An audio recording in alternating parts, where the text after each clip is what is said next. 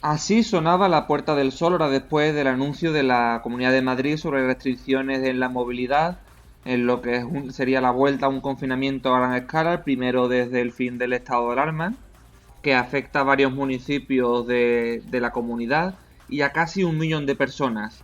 Como pueden ver, las primeras reacciones no han tardado en aparecer.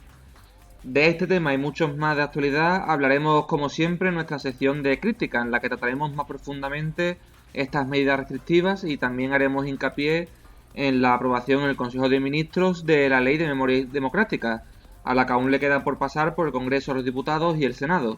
Lo hablaremos con Ángela León. En Sucesos, Ángela Porro nos hablará de los avistamientos de ovnis que ha habido en España en los últimos meses y sobre todo un caso reciente que además nos pilla muy cerquita al equipo de Jaque Mate, en la zona de Doñana concretamente. A la escuadra, la actualidad deportiva de la semana la colma el Fútbol Club Barcelona, con todos los frentes abiertos y el futuro de Bartomeu aún por decidir en esa moción de censura. También hablaremos de la operación salida en el Real Madrid y obviamente no solo de fútbol viven las personas. Analizaremos lo ocurrido en el US Open de tenis, la Fórmula 1 y la NBA. Después llega el momento de la cultura con Carlos Javier Puerto y seguimos con la trilogía de Julio Muñoz Gijón, más conocido por todos como Ratio Sevillano. Hablaremos de la segunda entrega, El crimen del Paladú, otra trepidante historia en la que la tradición sevillana y lo moderno colisiona en torno a unos asesinatos. Y para cerrar el programa de hoy seguimos con la lectura en la sección de Fresas con Nata, en la que Carlota Rodríguez viene con otra trilogía precisamente y hablamos de Zorras, la primera parte de los 3 libros que la autora Noemí Casquet publica este año, con ilustraciones de Matu Santamaría, y en la que hace un viaje hacia la liberación sexual y personal de un grupo de amigas. Todo esto y mucho más es lo que trae el programa de Jaque Mate de esta semana. En esta semana en la que ha habido precisamente este sábado, día 19 de septiembre, era el Día Internacional de Hablar como un Pirata. Este día tan curioso empezó como una broma entre 2 amigos, hasta que ha ganado poco a poco más popularidad, y es que estos 2 americanos estadounidenses, John Bauer y Mark Summer, proclamaron un 19 de septiembre que era el día en el que todo el mundo tenía que hablar como un pirata, y surge en parte también de esta visión romántica de lo que sería la edad de oro de la piratería, el siglo XVII. Contactaron con un humorista famoso que les dio mecha y desde el año 2002 el evento pues ha adquirido un carácter internacional. Hoy en día se celebra en más de 40 países del mundo. Así que no se me ocurre mejor manera de dar la bienvenida a esta semana que con un poquito de música de piratas, que de la mano de Alston. Para todo lo demás, ya saben, bienvenido a Jaque Mate. Comenzamos. Do what you want 'cause a pirate is free. You are a pirate. Being a pirate is alright with me. Do what you want 'cause a pirate is free. You are a pirate. Yo ho, ahoy in a blast. Being a pirate is really badass. I'm the black flag on the end of the mast. You are a pirate. You are a pirate. Yay. We've got us a map to lead us to a hidden box that's all locked up with locks and buried deep away. We'll dig up the box. We know it's full of precious booty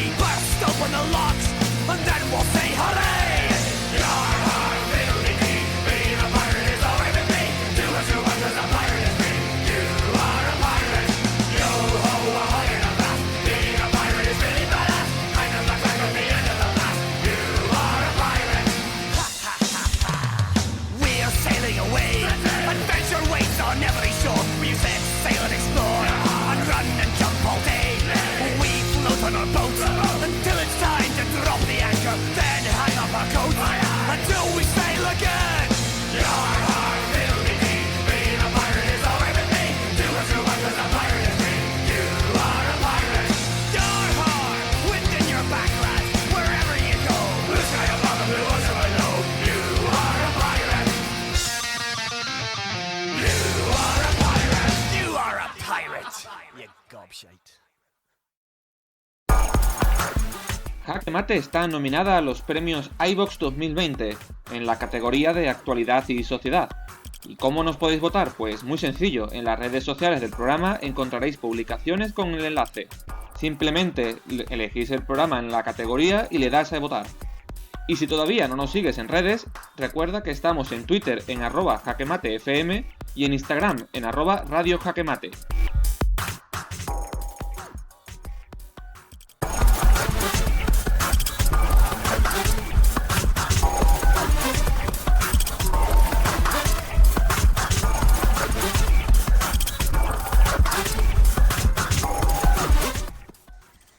Otra semana más, otra semana que estamos con nuestra sección de actualidad, nuestra sección de crítica y como siempre, Ángela León, muy buena, Ángela.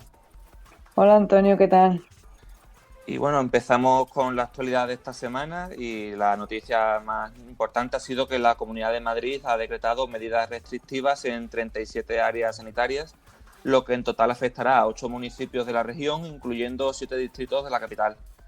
Ángela, estamos, como anuncian algunos, ante un confinamiento de clase, concentrado sobre todo en esas zonas obreras.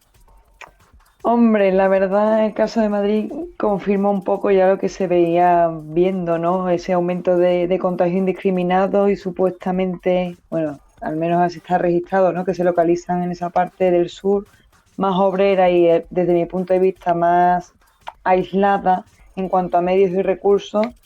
No creo que sea un confinamiento de clase, aunque sí que es verdad que hay un cierto ensañamiento con esa área de la capital de nuestro país, pero bueno, yo creo que tiene que ser una preocupación general y no una justificación de ensañamiento social como se está queriendo vender o comunicar a través de los medios de comunicación. Bueno, ampliaremos este tema más tarde, pero ya la primera reacción, después de ser recién anunciadas las medidas, con el lema "Si confináis el sur, pararemos Madrid", Ayuso dimisión, decenas de personas se congregaron a las 8 de la tarde en la Plaza del Sol, en el epicentro de la capital, pues en contra de estas medidas y en defensa de los servicios públicos que se quejan que se han recortado durante esta crisis o que no se han ampliado como debería. También sobre el coronavirus hablamos también de Andalucía, y es que en el último informe de la Junta de Andalucía, un dato bastante negativo, 106 nuevos casos hospitalizados, 4 más en UCI. Además también hay que lamentar 11 fallecimientos. A nivel provincial, quienes se llevan la peor parte serían las provincias de Málaga y Sevilla. Málaga con 239 hospitalizaciones, 33 en UCI. Y Sevilla con 259 hospitalizaciones, de las que 23 están en UCI. En el lado contrario, el dato más positivo estaría en la provincia de Huelva, con solo 6 hospitalizaciones, de las que 2 en UCI, pero lamentando 2 muertes en las últimas 24 horas. También, aunque las noticias suelen estar centradas en Madrid, también en Andalucía tenemos que tener mucho cuidado con la situación que estamos viviendo, ¿no, Ángela? Sí, por supuesto. El hecho de que Madrid y la Comunidad de Madrid y Cataluña sean las más castigadas a nivel estatal, eso no implica que el resto de comunidades estén exentas de tener esa obligada responsabilidad para un poco coartar lo que es la propagación de estos contagios y al final reducir un poco esa presión que está ahogando el sistema sanitario, independientemente de Madrid, que obviamente es la más castigada, pero tenemos que salvaguardar esa estabilidad, digamos, o ese margen que tenemos con respecto a otras comunidades. Exactamente, más que estamos hablando de prácticamente 1.000 personas en Andalucía que están ahora mismo hospitalizadas a causa de esta enfermedad.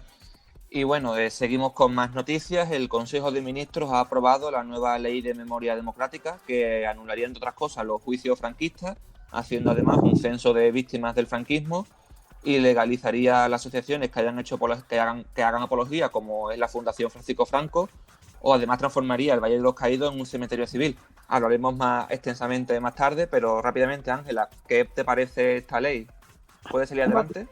Pues así a priori, hombre, yo confío que sí, que de verdad se confirme y sea efectiva, que se cumpla todos estos preceptos así que acabas de mencionar por encima, porque así a grosso modo es una medida necesaria y una ley de reconocimiento a esas vidas que quedaron olvidadas y que hay ciertos colectivos, como está la Fundación Francisco Franco, que se encargan de lapidar y de postergarla, de mantenerlas en el anonimato. Por lo tanto, luego entraremos en ella más como profundidad, pero creo que es una medida, una ley bastante necesaria. Bueno, también hemos conocido la imputación del exministro de Interior Jorge Fernández Díaz por el espionaje ilegal del que era entonces tesorero del Partido Popular, Luis Bárcenas, y se convierte así en el primer ministro imputado en la operación Kitchen. ¿Crees que esto puede aplicar a otros ministros? Por ejemplo, se ha hablado de Dolores de Cospedal o incluso también se ha hablado de Mariano Rajoy, del expresidente. Hombre, siempre se tuvo la duda en esa firma MR, ¿no? Yo creo que un poco pueden ir cayendo un poco como fichas de dominó. En el caso de Cospedal, pues están esperando un poco que se aclaren esas diligencias y se decidirá su imputación o no como partícipe de esta trama de espionaje para salvaguardar las cloacas o las entrañas del PP. Creo que el hecho de sanear y de sacar a la luz todo lo que ha ocurrido ahí, creo que está a la par, igual que lo de la ley de memoria histórica, es como sanear y un poco blanquear o recuperar esa pureza política de la que tanto alardean muchos partidos políticos. Además, recordemos, no solamente en esa trama se está investigando espionaje ilegal sobre el tesorero, sino también, digamos, el eje central es ese cuerpo de policía patriótica que se ha llamado, esa policía paralela que se dedicaba a intentar, pues, digamos, encontrar pruebas contra partidos políticos, contra políticos de otros partidos, que intentaba también inventar incluso noticias, crear rumores, etcétera, etcétera. Es quizá una trama bastante compleja y grave dentro de lo que es un sistema democrático como se supone que es España, ¿no? ¿No crees así, Ángela?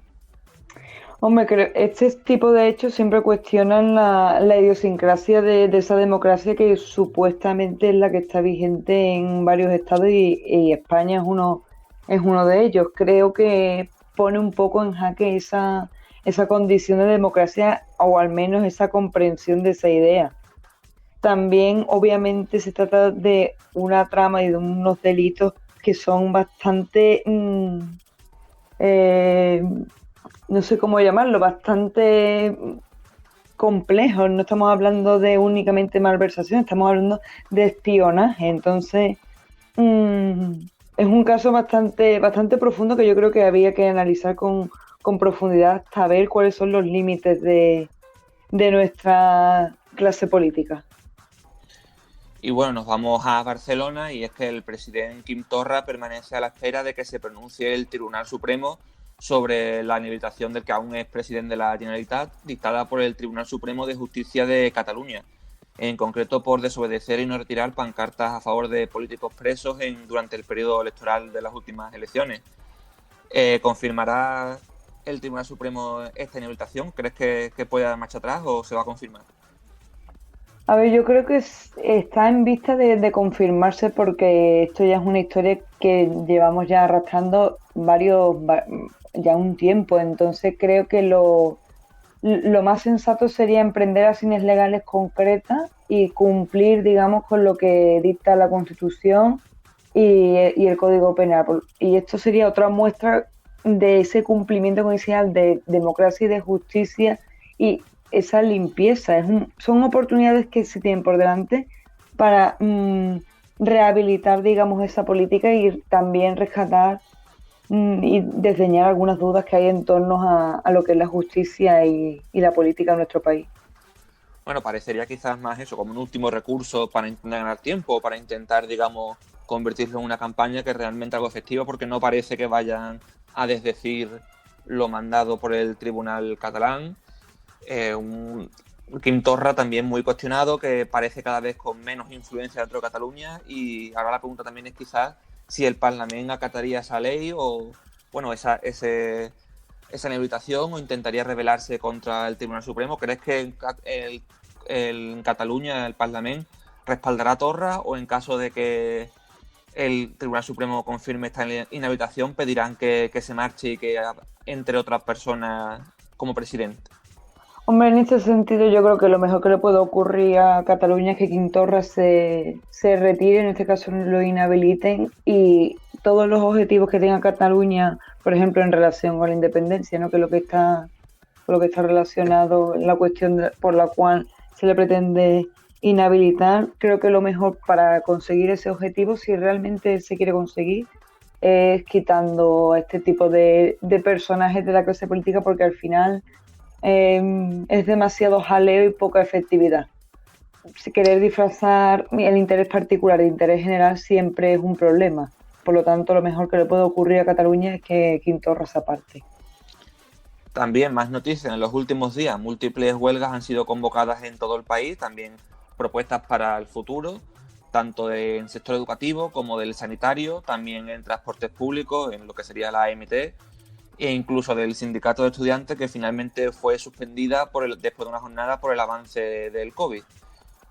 ¿Vamos irremediablemente hacia una huelga general o son solo casos aislados, digamos, dentro de esta segunda ola de coronavirus? Hombre, la verdad, siempre detrás de una huelga, una manifestación, siempre hay una verdad, un objetivo a conseguir. Quizás lo complicado sea el hecho de mantener esa celebración de esas huelgas de una manera coherente y no agresiva. Y ya no agresiva como puede haber dado en otros casos de violencia física, sino teniendo en consideración la saturación a la que estamos expuestos el sistema sanitario y a la que se podría haber expuesto en el caso de que por X huelga o X manifestación se produjera un contagio masivo. Creo que ahí las manifestaciones y las huelgas tienen su lugar y son obviamente necesarias, pero hay que tener siempre en vista la situación general que estamos viviendo para no poner en peligro el interés general. Totalmente cierto. También hay que tener en cuenta que las huelgas generales, una manifestación general, tiene esa ventaja de que al ser aire libre, pues digamos, a poco que sea más o menos responsable, se podría mantener estas distancias. Lo interesante quizás sería que, como estamos diciendo, son muchos pequeños focos en todo el país, en muchas comunidades repartidos, que no se sabe si esto podría desencadenar un movimiento mayor, sobre todo pensando a corto o medio plazo con la situación en la que nos podemos ver en los próximos meses, esta crisis, una vez incluso acabe el coronavirus, en la que estaremos metidos, estas dificultades en todos los sectores. Podríamos incluso retroceder, digamos, casi una década hacia tiempo de la última crisis, ¿no, Ángela? Hombre, la verdad es estos tiempos tan convulsos suelen ser los más verdaderos porque delatan todas las carencias que tienen los estados en momentos puntuales. Ahora mismo se está delatando como un sector bastante carente de la educación y la sanidad en nuestro país. De hecho, con respecto al coronavirus, todavía, por ejemplo, en Madrid, se agarran a que efectivamente no estamos en la situación que estábamos en marzo. No sé, creo que hay que tener un poco de objetividad y ver lo que está ocurriendo, que es uno de los fallos, desde mi punto de vista, que está cometiendo la Comunidad de Madrid, y por eso ahora se está viendo en esa situación tan cruenta de nuevo. Creo que hay que ser bastante objetivo y juzgar las cosas por lo que ocurren y no por lo que se desearía que ocurriera. Una Comunidad de Madrid que ha actuado bastante mal, pero que de hecho también podemos incluso ampliarlo al resto de la administración, porque lo cierto es que casi con contadas excepciones la situación en España es bastante preocupante en todas las comunidades, en todas las regiones. Sí, pero esto remite un poco, y ya lo hemos anunciado en múltiples programas, que esto responde a una cuestión de responsabilidad. No se puede, por ejemplo, este paquete de medidas, como puede ser la distancia de seguridad, como puede ser la mascarilla, como puede ser el uso de gel, como puede ser el límite de aforo en los locales, son medidas muy, muy sencillas que se pueden mantener. Lo que pasa es que ese interés sanitario contrasta con un interés económico que es hasta cierto punto respetable, el que tienen los comercios y, por ejemplo, el ocio nocturno, particularmente, que ahora mismo está un poco en rabia porque se está viendo bastante limitado lo que son sus ingresos. creo que hay que un poco que tener en consideración lo que está ocurriendo y poner una balanza y darnos cuenta que realmente esto remite a una responsabilidad propia de nosotros y que por lo tanto nosotros marcaremos el rumbo. Y ya para finalizar con la actualidad, antes de pasar a estas restricciones que anunciábamos en Madrid, el artista Banksy ha perdido los derechos sobre su obra, Lanzador de Flores, para poder mantener su anonimato después de una batalla judicial de 2 años contra una empresa británica de tarjetas de felicitación. La disputa tiene su origen en la comercialización de esta imagen por la empresa Full Color Black. Estamos, Ángel, ante otro caso sobre el que el capitalismo arrasa con todo y capitaliza incluso una obra de un artista anónimo. Hombre, pues seguramente sí. De hecho, yo creo que Banksy es la encarnación de ese contracapitalismo, ¿no? De esa libertad artística y revolucionaria, porque es conocido por tener graffiti fundamentalmente revolucionarios, por así decirlo, que lo usan de una manera para protestar y revelar a colectivos o situaciones que están, digamos, silenciadas en la actualidad de los días. Entonces creo que la justificación por el anonimato para usurpar, digamos, su propiedad cultural, su identidad, me parece una justificación y efectivamente una muestra más de ese capitalismo feroz que todo lo quiere engullir para su provecho. Además, podríamos estar ante un precedente que podría afectar también no solo a esta obra, sino a otras muchas del artista o de otros artistas que podrían verse atacados por este precedente de este caso, ¿no? Sí, al final está el nivel, el interés, digamos, artístico y estético, y luego está el interés comercial, que esto choca también con otros estilos de música y otros cantantes que, bueno, que se introducen en un mercado y se mueven como pez en el agua, renunciando, digamos, a esas señas de identidad como puede tener Banksy, sino que, como he dicho antes, es bastante revolucionario y bastante el arte como protesta, y digamos que no sé hasta cierto punto, hasta qué punto esa intención, digamos, revolucionaria, no sé hasta qué punto también es un arma arrojadiza contra su propiedad cultural, no sé hasta qué punto eso está dentro de ese ideario por el cual se quieren apropiar de su material, al final de la cultura que propaga.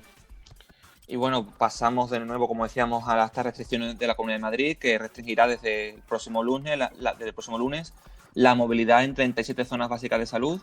En concreto, se afectaría a 8 municipios: Fuenlabrada, Humanes, Moraleja de Enmedio, Parla, Getafe, San Sebastián de los Reyes, Alcobendas y la capital, en la que estarían afectados los distritos de Carabanchel, Usera, Villaverde, Villa de Vallecas, Puente de Vallecas y Ciudad Lineal.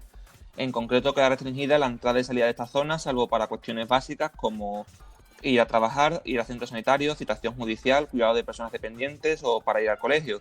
Además, también se reduce el aforo máximo en locales al 50%, se suspende la actividad en parques y jardines y también se reducen las reuniones privadas a 6 personas. Bueno, como decíamos, quizás estamos hablando de un confinamiento de clases rurales, porque está sobre todo concentrado en la zona sur, en las zonas más populares. Y además también un dato, caso por ejemplo de Fuenlabrada, una zona confinada con una incidencia acumulada de 661, mientras por ejemplo zonas del centro, por ejemplo en Las Cortes, con una IA que supera 700 puntos. Ángela, ¿estamos ante una prohibición del tiempo libre sobre el que solamente podemos salir de casa para trabajar y consumir? Hombre, yo creo que además esta última frase que acabas de mencionar, creo que es bastante significativa de lo que se pretende dentro, o sea, el uso útil que se quiere hacer del confinamiento. Por ejemplo, es una medida que efectivamente restringe nuestro movimiento, nuestra capacidad de decisión y finalmente nuestra libertad. Se puede interpretar el confinamiento o estas restricciones como un mecanismo para subyugar a lo que es el ciudadano español o de cualquier país a esa dinámica de trabajo y vuelta a casa, trabajo y vuelta a casa. Puede que sea posible interpretarlo así, pero es que realmente la situación es lo que demanda. Hemos comprobado que nuestra libertad no ha sido efectiva con respecto al objetivo. Por lo tanto, y gracias a que a Ayuso se le parece que se le enciende un poco la luz, está tomando medidas que tienen que ver con la realidad de lo que está ocurriendo en Madrid, que es la región de Europa con más casos de COVID. Yo creo que ya es bastante significativo teniendo en cuenta las dimensiones de Europa. O sea que había que replantearse varios puntos de la gestión de Ayuso también, si tiramos un poco para atrás. Claro, además, son medidas obviamente son necesarias. También, bueno, la pregunta es cuándo, porque quizá también desde muchos sitios se ha acusado de que se ha hecho demasiado tarde todas las medidas que se han tomado, tanto estas como las anteriores, y eso también el cómo, porque como estamos diciendo, y quizás ese pueda ser un problema de España respecto a otros países, que mientras, por ejemplo, recientemente Boris Johnson, primer ministro de Reino Unido, animaba diciendo que si tienes que verte con alguien, lo hagas al aire libre, te reúnes siempre al aire libre, en un parque o donde sea. Aquí en España lo primero que se está cerrando son precisamente estos parques, son estas zonas de aire libre, dejando, sobre todo pues, en algunas zonas de Madrid, básicamente selvas de cemento en las que son solamente bloques de viviendas y en las que no existe ningún lugar en el que poder estar más allá de casa o de un local cerrado, que son precisamente, como se conoce, los lugares más peligrosos en esta pandemia. Efectivamente, no sé yo si la gestión de Ayuso está siendo o se dirige hacia un bienestar o se dirige a un contrabienestar, porque por esto mismo que estábamos hablando, no se pueden aplicar medidas que vayan en contra del objetivo.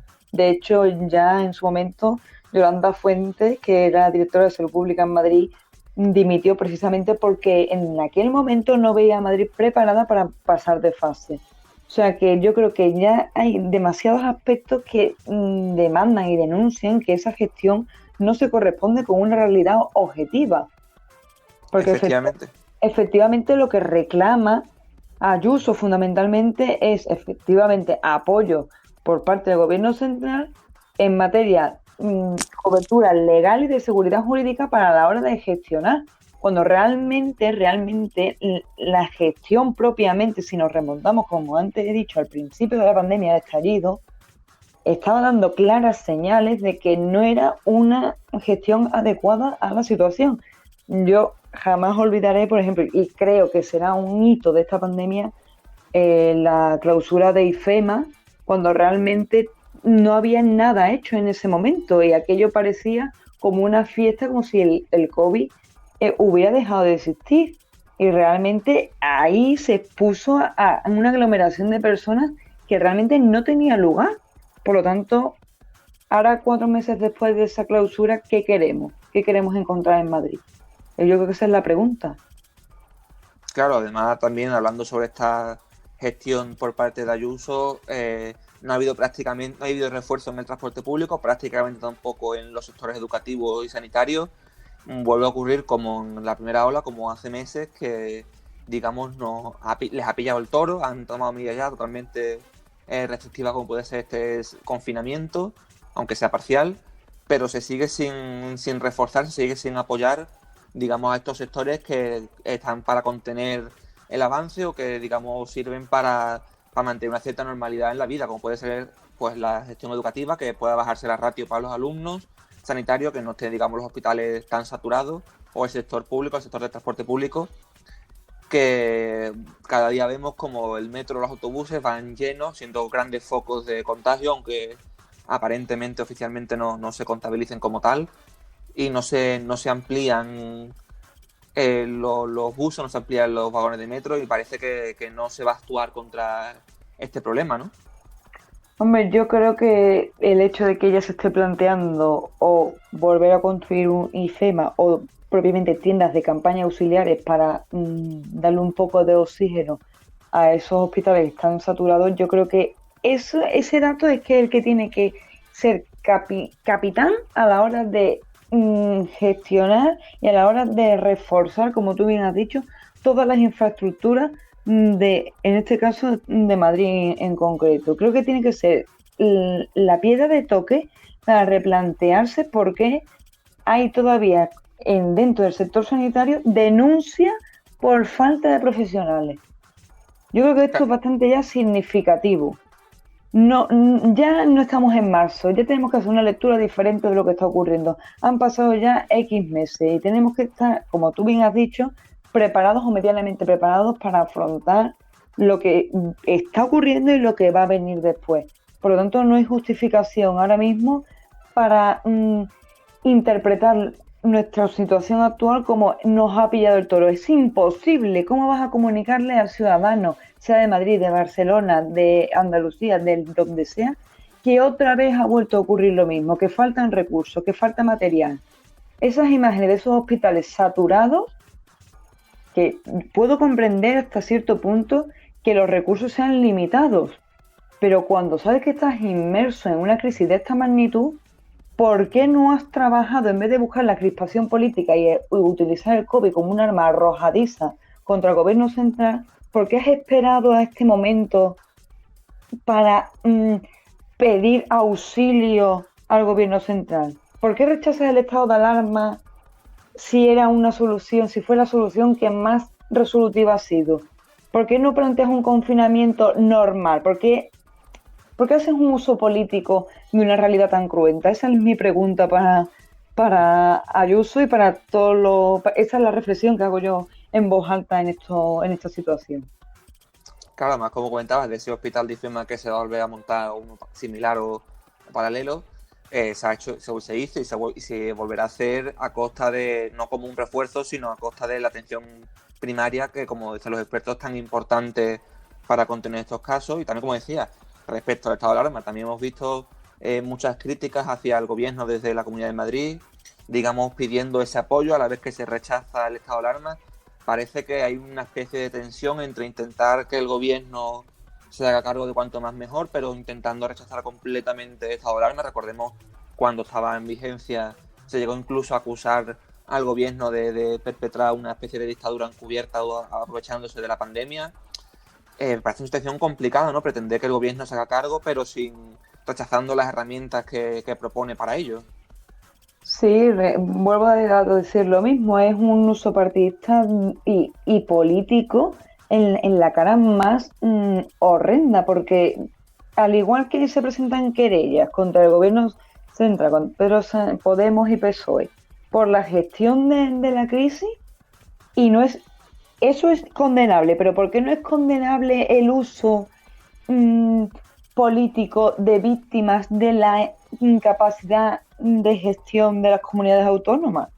¿Por qué no se le reprocha a Ayuso? ¿Por qué no se querella a Ayuso teniendo en cuenta todo esto que estamos hablando, que está ya contrastado, que son datos que están recogidos y que pasarán a la historia como mm, una de las peores épocas de nuestro país? ¿Por qué no se replantea esa, esa afrenta de una manera al contrario? ¿Por qué no se emprenden acciones legales contra aquellos Sí. que emprenden acciones que no tienen ningún tipo de lógica con la situación que viven sus comunidades? Porque yo creo que Ayuso también debería de pasar por ese filtro y ver realmente cuál es su responsabilidad política a la hora de haber tomado decisiones, porque evidentemente decidir es complicado, pero tampoco puedes actuar con ceguera teniendo en cuenta el panorama que está trascendiendo no solamente a nivel nacional, sino a nivel internacional. Y además también el otro gran eje, digamos, de esta pandemia ha sido la responsabilidad civil por parte de los ciudadanos, pero también es cierto que por un lado desde las administraciones se ha promocionado y se ha invitado constantemente a consumir, a mantener la economía, a seguir yendo a los bares, a mantener los restaurantes, etcétera, etcétera, pero luego se le ha atacado por esta responsabilidad digamos, llenar los bares, de estar de fiesta, de etcétera, etcétera. Quizás haya habido rápidamente una doble vara a la hora de medir, pues, por ejemplo, que se ha mantenido el ocio nocturno mientras después se quejaba de que la gente acudiera a ellos, o se ha promocionado el acudir a bares mientras después nos quejamos también de estas reuniones masivas en locales, sobre todo en zonas de interior, cuando se han mantenido abiertos. Existe una doble vara por parte de la administración a la hora de permitir ciertas actividades y a la vez, digamos, criticar o dejar esa responsabilidad sobre la sociedad a causa de estas actividades. Yo creo que ahí efectivamente la balanza a la hora de elegir hemos elegido mal, porque como bien apunta, hemos apostado más por el ocio y la salida que realmente la salida y el ocio con lógica. Me explico. Yo sabía, y yo creo que cualquier ciudadano sabía perfectamente que en el momento que abrieran cualquier tipo de ocio, la consideración del problema iba a verse reducida. ¿Qué es lo que ocurre? Y esto también es un tema que hemos tratado en anteriores programas. Nuestra dependencia al sector turístico, al ocio, al comercio, a la hostelería, al final está siendo nuestro talón de Aquiles, porque estamos en una situación sanitaria que efectivamente demanda un control mayor de todo esto que estamos hablando, pero realmente tenemos la economía que hay que salvarla y la economía se reactiva en España únicamente, pues, y al menos así se está demostrando con entradas de turistas, zonas masificadas de consumo y no sé hasta qué punto ese llamamiento a esa salida, a esa responsabilidad civil, pero esa exigencia de responsabilidad civil y luego ese dotar de libertad, de venga, que tenemos que levantar la economía del país porque no podemos parar, porque no podemos confinarnos, porque tal, no sé yo hasta qué punto guarda lógica entre sí misma. Porque tú no puedes pretender tener locales abiertos cuyos dueños pretendan mantener los mismos ingresos que en su momento. O sea que en una situación normal no es tan complicado mantener un local de 50 personas con uno de 100. No es tan complicado, pero si sobrevive, si se preserva el interés económico antes que el interés sanitario, que finalmente es el que tiene que comandar, porque es que los datos de los fallecidos en España están subiendo como a la espuma a consecuencia de esto que estamos comentando, no sé yo, no entiendo ese mirar para otro lado, esa prevalencia de la economía. Hasta cierto punto tiene su lógica y por supuesto que la supervivencia es el ideal que sobrevive por encima de todo. Pero un poco de ética y un poco de cordura a la hora de sobre todo la hostelería, demandar X situaciones que no son posibles. Es lo único que se les pide, un poco de cordura. Y bueno, antes de irnos por esta semana, tenemos que comentar obviamente la nueva ley de memoria democrática, que como comentábamos, pues va a sustituir, va a ser una ampliación de la que ya existe de memoria histórica. Y como preguntamos, pues ya se ha aprobado en el Consejo de Ministros, ahora pasa que pasa al Congreso. ¿Crees que va a pasar esa ley, Ángela? ¿Puede pasar? ¿Quién se va a oponer a ella en el Parlamento? Hombre, evidentemente siempre tenemos la sospecha y hay sectores que ya conocemos por cómo se han pronunciado en torno a lo que es la memoria histórica y todo lo que conlleva el franquismo y todos estos regímenes violentos y aberrantes, teniendo en cuenta esa ese polo contrario a todo lo que cumple con las ideas democráticas, creo que efectivamente va a ser complicado, pero creo que, como bien he dicho antes al principio, la lógica y la empatía con lo que ocurrió en tiempos pasados tiene que prevalecer. La memoria tiene que ser un recurso productivo, nunca puede ser un recurso que silencie. Por lo tanto, ahora que tenemos esta oportunidad de demostrar y de corresponder con esa idea de progreso, que no es otro que repercutir de beneficios al interés general de los ciudadanos, si se quiere cumplir con esa idea de democracia, esto es uno de los momentos más importantes de nuestra historia, me parece a mí, para demostrarlo.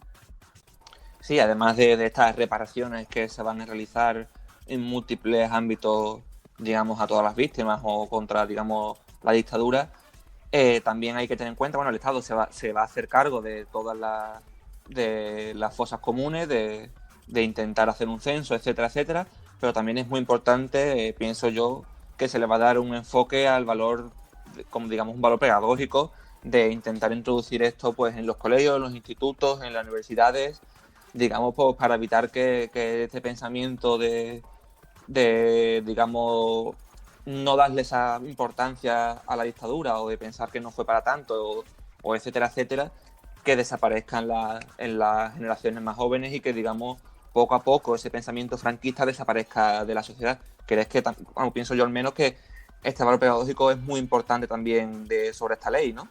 Hombre, en este sentido, y muchas de las personas que conozco, que me ha llegado, que han comentado, incluso Twitter se ha hecho eco de que esto no es una cuestión primordial en este momento, cuando realmente concebir que por el tema del COVID el resto de cuestiones están olvidadas o que no tienen ningún tipo de interés me parece un error clamoroso, porque efectivamente esto, el hecho de que se propongan estas leyes es un modo de reeducar en esa sensibilidad, porque efectivamente no podemos cambiar la historia, pero tampoco es mm, de, mm, de coherencia regodearse en una historia que realmente nos retrata como de una manera bastante, por lo menos, cruenta y violenta y finalmente ilegítima, que no se corresponde o que no identifica afortunadamente a la mayoría de los ciudadanos españoles. Ya te digo, yo creo que hay dos palabras clave en este proyecto, que es la reparación y la recuperación del respeto para aquellas víctimas que a día de hoy, después de muchísimos años, no tienen rostro. Muestra de ello, y uno de los puntos que a mí me parece más importante, es esa resignificación que se quiere hacer del Valle de los Caídos como ese cementerio civil patrimonio nacional, como una manera de conservar la historia como lo que ocurrió, no como lo que unos quieren que se preserve. Y también, bueno, una de los principales afectados por esta ley, ya relacionado, la Fundación Nacional Francisco Franco, que, bueno, una especie de antes de que me echen me voy, ha anunciado que, según ellos, se van a exiliar, entre comillas, en caso de que esta ley pase, antes de, bueno, de ser ilegalizado, como decíamos a causa de esta ley, que condenará cualquier plantación del franquismo. Y con esto pues ya terminamos esta sección de críticas hasta la semana que viene. Así que, bueno, Ángela, muchas gracias por estar aquí. Un saludo. A ti siempre.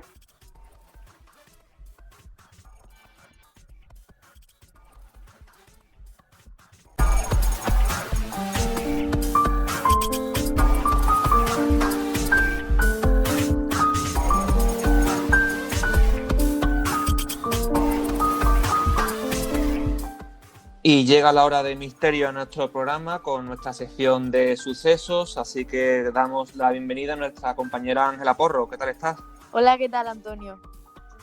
Bueno, hoy nos traes un tema muy interesante, los ovnis. Sí, hoy voy a hablar de un tema que la verdad es que nos resulta ya bastante familiar en esta sección, porque recuerdo que hace tiempo hablé también del Área 51, así que Sí. ya más o menos podéis ir viendo dónde van los tiros. Y es que desde que empezó la cuarentena no hemos podido dejar, o sea, yo por lo menos, dejar de ver en internet titulares como, por ejemplo, avistamientos de ovnis durante la pandemia, los supuestos ovnis que aprovechan la cuarentena para dejarse ver en Canarias, en Murcia, en Baleares. Se denuncian 29 casos de avistamiento de ovnis en el país, u otros que también he encontrado que se titulan "Desmienten avistamientos de ovnis", "Fake news sobre los ovnis", tal y tal. Y es que está claro que tampoco puedes fiarte de cualquier cosa que ves o lees por internet, porque hay mucha mentira, ya que, bueno, sabemos que hay libertad de información con poca censura, en mi opinión. Y ya si a esto le sumas que tenemos la cuenta de Flowzeta, que yo no sé si le conocerá. En esta sección le menciona más de una vez, pero yo no sé si Sí, tú, Antonio, sabes quién es Flowzeta. recuerdo que cuando lo mencionaste en el programa hacía tiempo, recuerdo que sí, que lo vi, estuve bicheando su perfil. Sí, es muy interesante. Yo por lo menos no conozco a una persona que sea más conspiranoica que él.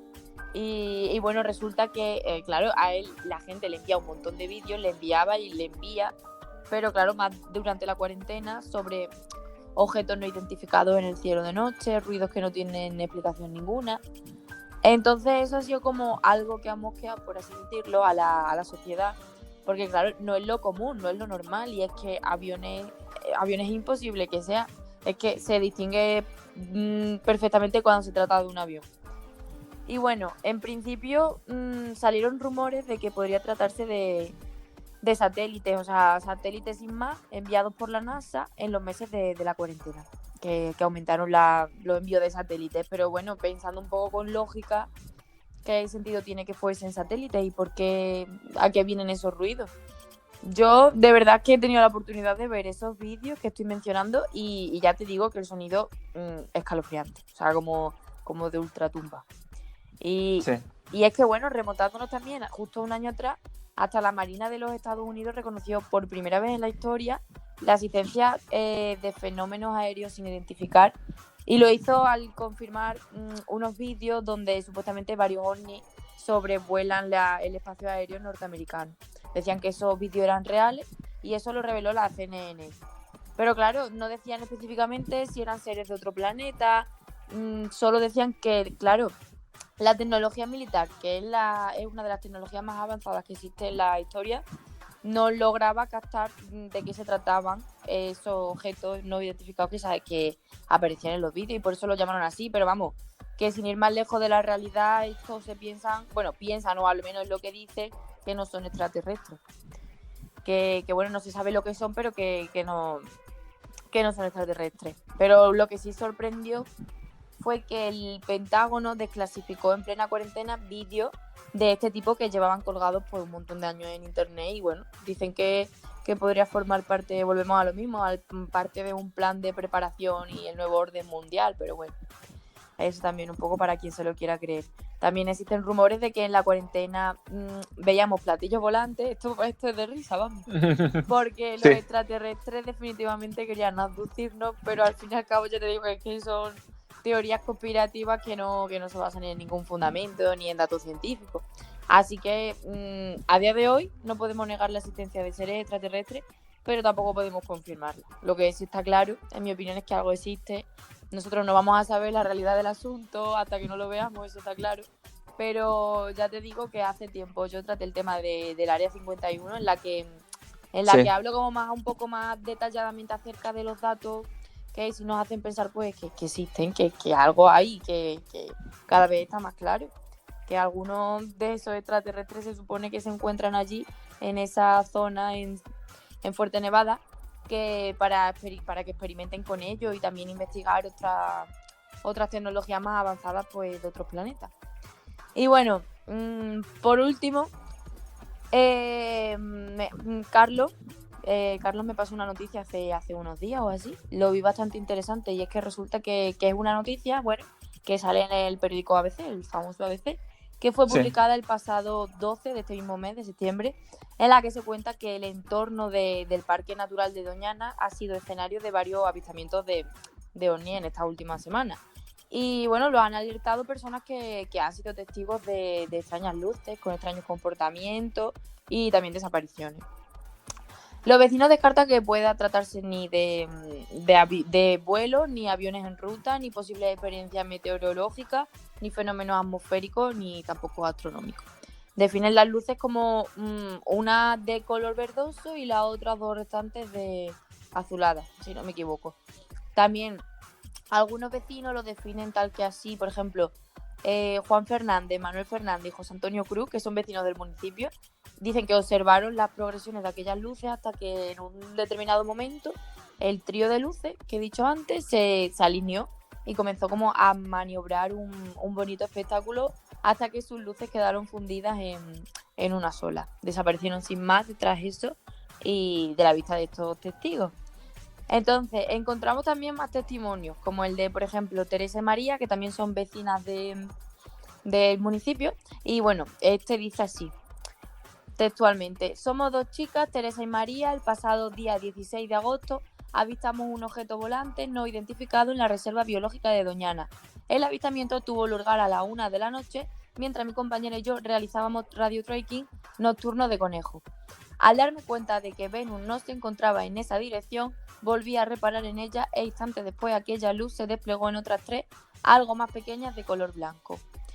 El objeto se encontraba inmóvil, con lo cual descarté que se tratara de un avión. Como yo sabía que estaba más cerca de María, la avisé por los walkies. Mientras tanto, aquella luz seguía inmóvil en el mismo lugar y comenzó a extender un resplandor verticalmente sobre esas luces de forma cada vez más intensa. Y su compañera María prosigue diciendo: yo al mirar al cielo y ver esa cosa no supe lo que hacer. No se movía ni hacía ningún ruido, lo que me parecía extraño al estar tan cerca de mí. Estaba situado muy bajo, ya que el haz de luz se veía perfectamente en los matojos, parecía como si quisiera enfocar algo. Estuvo allí entre 7 u 8 minutos inmóvil y al momento comenzó. Pasó por encima de mi cabeza y entonces oyó como un ligero ¡pum! Tenía forma triangular y en su base había una sucesión de luces rojas y verdes. el objeto se alejó hacia Teresa, por lo que le perdí de vista. Al encontrarnos, ya que estaban separadas alrededor de 1 kilómetro, coincidimos en la misma descripción. No sabemos qué fue lo que vimos, quizás fuese un avión, aunque nosotras lo dudamos. Y bueno, actualmente este avistamiento está aún en proceso de investigación porque no hay verificaciones científicas que aleguen esto. Entonces, eso es todo.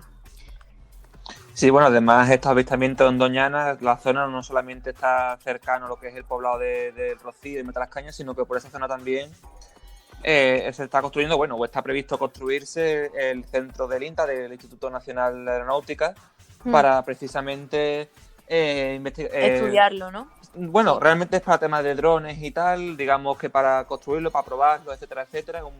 Sería una especie de centro así pionero en Europa, que es curioso que precisamente por esas zonas donde haya habido avistamientos, aunque yo creo que también como pero es que no sí. lo he contado, pero hay más testimonios, o sea, que, Sí. es que no son solo 3, que lo dicen bastante gente de por allí. Yo tengo pendiente hablar con un amigo que también es de esa zona y preguntarle él qué opina sobre esto. Sí. De todos modos, también hay una cosa que has dicho antes que me ha parecido que es muy interesante, que es verdad que durante el confinamiento ha habido más avistamientos, más casos, y yo creo que en parte también con la gente metida en casa, aburrida y tal, entre que a lo Claro, mejor la gente se fija más en eso. mirando más, o ya incluso del mismo aburrimiento, que ya ves algo y ya te imaginas y ya cosas. te imaginas, claro, sí. Coincido en eso, Antonio, totalmente. Pero de hecho es que no hay ninguna explicación lógica ni nada. O sea, decían lo de los satélites, pero eso ¿quién no cree? O eso dónde está comprobado.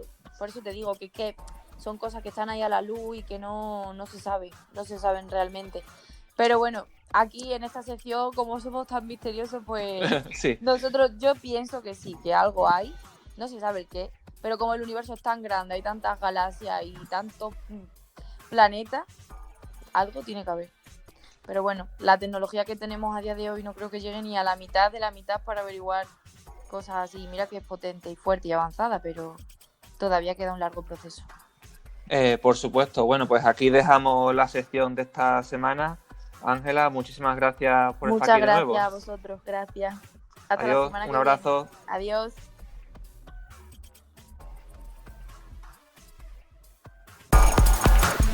Jaque Mate está nominada a los premios iVox 2020 en la categoría de actualidad y sociedad. ¿Y cómo nos podéis votar? Pues muy sencillo, en las redes sociales del programa encontraréis publicaciones con el enlace. Simplemente elegís el programa en la categoría y le das a votar.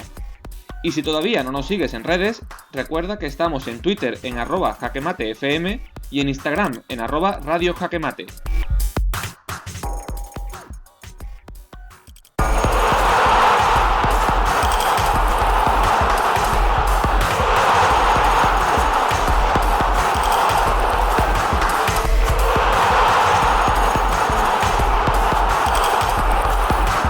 Y por segunda semana seguimos con esta nueva sección que hemos estrenado en nuestra segunda temporada, a las 4, en la que hablaremos de deportes, y en ella tenemos de nuevo a Ángela León y a Álvaro Romero. ¿Qué tal? ¿Cómo estáis?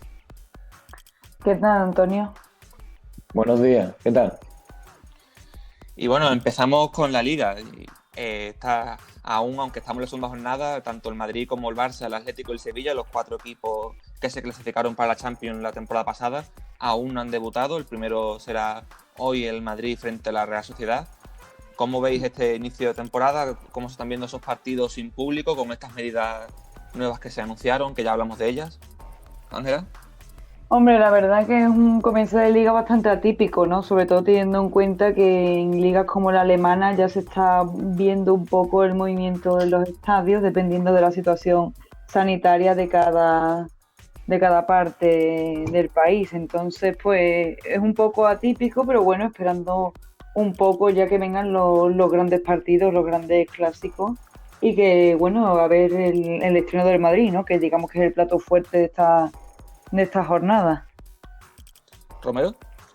Bueno, un comienzo de liga muy diferente, ¿no? Como ya preveíamos, sin público y futbolísticamente hablando, pues la regla de los 5 cambios que hablamos la semana pasada, pues yo creo que es muy adecuada porque todavía los equipos están comenzando a entrenar, están cogiendo ritmo y yo creo que es bueno con una plantilla larga, pues que vayan teniendo muchos cambios durante todo el partido.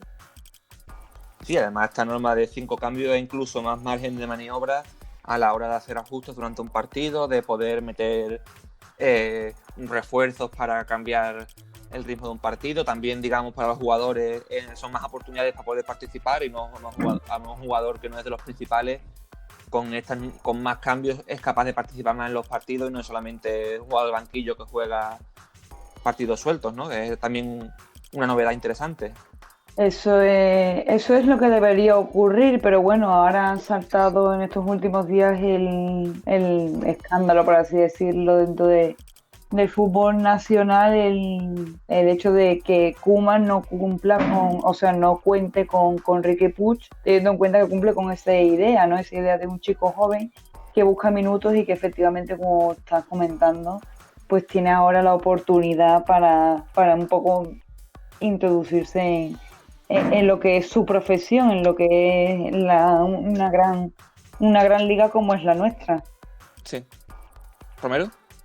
Sí, claro, lo que comenta Ángela, está claro que Koeman vino para hacer una revolución y todos los cambios que iba a hacer no iban a ser del gusto de todos los culés, especialmente de la directiva. Y en este caso Riqui Puig pues ha sido el claro ejemplo de que no ha gustado nada porque es un chico de la cantera, con mucho futuro, con mucho por hacer todavía y que pues posiblemente en el esquema de Koeman, que es 4-2-3-1, pues posiblemente no encaje. Y como él afirmó ayer, para él tiene que jugar y por eso se tiene que ir a otro equipo. Sí, la verdad es que es una situación rara porque además digamos que Riqui Puig quizás no al nivel de Ansu Fati, pero representaba esa nueva generación de la cantera del Barça que podía, digamos, empezar a salir a despuntar en un equipo que está bastante apagado. Además, pues un Koeman que aún está a la espera de la licencia para poder sentarse en el banquillo. Recordemos que legalmente aún el entrenador del Barça es Quique Setién, que ha denunciado al club junto a su staff técnico debido al finiquito, porque reclama que no se le ha pagado nada por terminar ese contrato. Al Barça se le acumulan los problemas, ¿no, Ángela? Sí, eso parece, la verdad que yo creo que en vez de mes con club tienen que poner el burofax, porque otra vez se ha notificado esa noticia, se ha notificado a Quique Setién cuál es su situación, aparte de tarde, vía burofax y efectivamente, como estás comentando, sin liquidar el finiquito tras ser destituido como entrenador. Yo creo que esto ya es la consumación de una tragedia y yo lo vivo en primera persona como culé, ya que hay que mojarse. Yo soy la primera de una incapacidad total de esta junta directiva que parece ser, y espero que así sea, en camino de desaparecer porque la gestión está siendo bastante defectuosa a todos los niveles y esto es una muestra más. Lo de Riqui Puig es otra, vender lo que es la entidad, lo que es el club, lo que es la idiosincrasia que ya se ha olvidado de sus orígenes para ser un club más, como ya afirmaba Cruyff. ¿Afectarán todos estos líos a este inicio de temporada del Barça, tú crees, Romero? Sí, claro. Esto parece que cada día está habiendo un problema en el Barcelona, ya sea la moción de censura de Bartomeu, algún posible traspaso, alguna declaración de Koeman u otro componente de la plantilla, y esto está claro que va a afectar al inicio de Liga. Yo creo que Messi igualmente va a estar muy enchufado en esta nueva temporada. Veremos cómo avanza en cuanto a victorias y a títulos, pero bueno, veremos a ver cómo funciona este Barça de Koeman. Precisamente de esa moción de censura que ya ha logrado conseguir todas esas firmas que necesitaba, incluso lo ha superado, ha conseguido en total 20.687 firmas, que son pues casi 4.000, más de 4.000 más de las que necesitaba, incluso después de haber sido de que hace 3 años aumentara ese mínimo de votos para poder conseguir una moción del 5% al 15% de los socios. Y ya por la primera reacción el mismo portavoz de la plataforma de la moción, de Mes por una moción, que ya afirmaba que si tuviera 20.000 socios del Barça en contra dimitiría, pero que no pensaba que lo hiciera Bartomeu. ¿Creéis que Bartomeu puede dimitir o va a intentar afrontar esta moción de censura, Ángela? No, yo creo que Bartomeu es tan irresponsable y le importa tan poco lo que es el bienestar de la entidad que va a quemar hasta el último cartucho por tal de permanecer en el cargo. Sí que es verdad que, como bien apuntas, la moción de censura está avanzando y solamente queda cotejar y ver que cumple las condiciones para que sea efectiva. Y la verdad que el proyecto impulsado por Jordi Farré, más que una moción, yo creo que es la única esperanza que le queda a lo que es la entidad y al culé, para recuperar, digamos, esa esperanza en un proyecto que ya estaba abocado al fracaso desde que llegó Bartomeu, porque si se recuerdan algunos de los conflictos, terminando ya con el último de Messi, que está poco menos que subyugado a esa cláusula que se vio supuestamente o está obligado a pagar en el caso de que quiera salir, está la contratación de Tata Martino, está el escándalo de Neymar, en fin, es como hay muchos ingredientes que tienen que consumar, digamos, la liquidación de Bartomeu como el presidente del Barcelona. Recordemos que para una vez se acepten estas firmas, para que se haga la moción, deben conseguir un 66,6%, 2/3 de votos contrarios a la gestión de Bartomeu para echarlo. ¿Crees que puede conseguir que puede salir ese voto negativo, Romero? ¿Crees que le van a echar o conseguirá aguantar y conseguirá más de un tercio de los votos para mantenerse?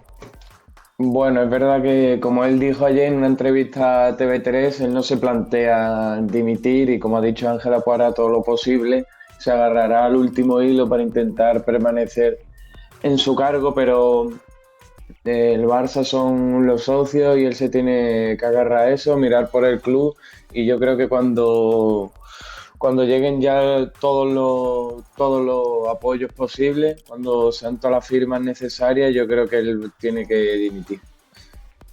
Sí, además, digamos, en caso en el que se llegue a esa votación, según las estimaciones, tendría que conseguir el apoyo de 12.000 socios para que no se le expulsara, lo cual ahora mismo, pues viendo la situación que estamos comentando tan complicada, parece complicado que Bartomeu tenga su apoyo. ¿Le queda algún apoyo realmente al presidente o es, digamos, una sentencia ya prácticamente a la espera de ser consumada? Ángela. Yo confío en precisamente que sea eso lo que estás comentando, que sea la consumación de un proyecto que nunca debió sucederse, que nunca tuvo por qué llegar Bartomeu a ser presidente, porque ya te digo, hay demasiados datos y demasiados acontecimientos que ya, como he dicho antes, lo último de Messi, yo creo que ya es la consumación de la destrucción del club como una entidad que ha pasado de tener, aparte de un glosario, una memoria histórica, nunca mejor dicho, de grandes hitos, como fue aquel sextete, aquel triplete, a prácticamente ser un equipo común, y no solamente común, sino que en las entrañas de su gestión está un poco menos que desarmado, porque creo que ahora mismo el aficionado culé, el problema que tiene, o bueno, uno de ellos, es que no se siente identificado para nada con el club. Ya en la revista Panenka, por ejemplo, he leído una frase que me ha parecido fabulosa: el fútbol que se fue. Estamos en otro momento, en un momento de regeneración que, efectivamente, como lo apuntaba Romero, va a ser muy complicado de reorientar porque ha sido como un colapso. Pero bueno, confiemos en esa reestructuración temprana, espero. Y ya para acabar con el club Blaugrana, Romero, además también siguen problemas con la operación salida, no solamente la polémica con Riqui Puig, sino que Luis Suárez, que parecía que podía abandonar el club dirección Turín, al final parece que no sería en la incorporación al equipo italiano. No solamente tiene estos problemas, digamos, a nivel estructural, sino que además no son capaces de conseguir colocar a estos jugadores que no cuenta con ellos, ¿no, Romero? Bueno, ayer conocimos que el delantero Seco fichaba por la Juve, el bosnio, y eso daba pie a que le quitaba el sitio a Suárez. Ayer Pirlo también en rueda de prensa afirmó que cree que no va a ser posible que Suárez pueda ser jugador de la Juventus, y veremos a ver su futuro, porque está claro que Koeman no cuenta con él y desde luego todavía tiene mucho fútbol que dar, y está claro que no lo veo en la grada una temporada. Intentará, yo creo que mediante su representante, encontrar alguna oferta, algún equipo que se adecue a su juego y a lo que él quiere. Y yo creo que terminará fichando por otro equipo. Donde sí parece que está funcionando, si está haciendo esta operación salidas en el Real Madrid, a la cesión al Everton de James, que ahora, según afirma, pues su club de origen podría haber sido gratis por un coste cero. También se une la cesión de Bale, en este caso al Tottenham, y que pondría fin a un culebrón que ha durado los últimos años, de la que parecía iba a ser la nueva gran estrella del Madrid, y que al final ha salido pues por la puerta de atrás y con problemas, sobre todo con la estructura del equipo, con la dirección, después de quejarse de que no le dejaran salir. ¿Cómo ves esta situación, Ángela? ¿Qué opinas? Hombre, creo que en el caso de Bailey y de James, creo que es el ejemplo más claro de dos casos bastante extraños dentro del Madrid. Por ejemplo, James, me acuerdo que lo fichó Florentino a raíz de un golazo que marcó en el Mundial. Luego los entrenadores no han sabido sacar lo mejor de él.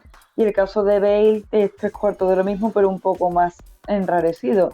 Porque desde mi punto de vista, el mayor problema que tenía Bale era que Cristiano Ronaldo estaba en ese momento en plena ebullición en el Madrid. Por lo tanto, no había un hueco hecho a su medida. Son 7 temporadas, al menos desde mi punto de vista, de muchísimos títulos. Creo que se pueden contabilizar al menos 17, pero de una temporadas un poco grises, ¿no? Destacar ese golazo en la final de la Champions de Kiev contra el Atlético de Madrid, y el golazo en carrera contra el Barcelona en la final de la Copa del Rey, en la que se marcha de Bartra. Yo creo que esos son los dos hitos de Bale en este Madrid, al que aspiraba efectivamente a tener los galones de CR7, vamos. También a Bale en el Tottenham se va a unir Reguilón, el lateral que estaba cedido en el Sevilla. Al final marchará al equipo inglés por 30 millones. También salidas de Arran, que estaba también cedido, se va al Inter. El Madrid está adelgazando su plantilla, ¿no, Romero? Además ganando bastantes millones con ellos. Sí, al Madrid le hacía falta, sobre todo con el tema del coronavirus. Yo creo que era bueno que ingresase mucho dinero, y así ha sido, con una cifra de 110 millones de euros entre las cesiones de Bale, la venta de Arraf, de Reguilón, de Óscar Rodríguez al Sevilla, y otros canteranos que se han ido a distintos equipos, pues ha conseguido ingresar bastante dinero. Yo creo que respecto a Reguilón, yo creo que Zidane, o el entrenador que tenga que estar, yo creo que lo va a tener que repescar, porque se ha quedado con una opción de compra aparte de su posesión, y en 2 años se lo tiene que volver a traer, porque es un jugador con mucho futuro, y a Marcelo no le queda mucho tiempo en el Madrid. Sí, la verdad es que podría ser quizá algo un poco extraño, viendo que los laterales del Madrid ven tantos laterales jóvenes, teniendo, por ejemplo, pues como decías, Marcelo, que ya digamos está en sus últimos coletazos de carrera.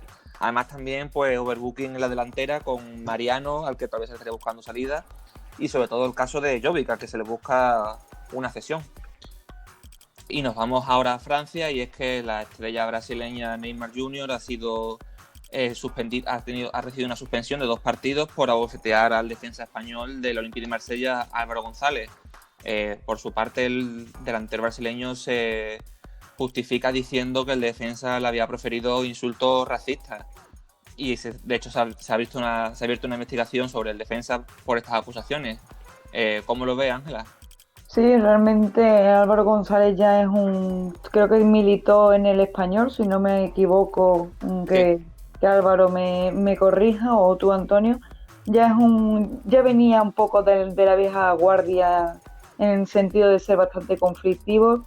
Yo he visto las imágenes que al menos rescatan los medios de comunicación, y a priori no parece o no se puede rescatar esa imagen a la que se agarra, ese episodio a la que se agarra Neymar para justificar, digamos, una agresión, que yo no sé hasta qué punto sería una agresión, porque si tiramos de hemeroteca hay bastantes episodios mucho más violentos, no solamente de Neymar, sino de otros jugadores que no han sido penalizados. En el caso de utilizar como defensa algo que no ha ocurrido que tenga que ver con el racismo, que es un tema que está ahora mismo, bueno, que ha estado siempre y que es bastante complejo, que no es, que reviste de bastante importancia, yo creo que ahí sí debería ser penalizado, pero por adherirse, agarrarse a ese argumento inexistente, porque es una acusación bastante importante.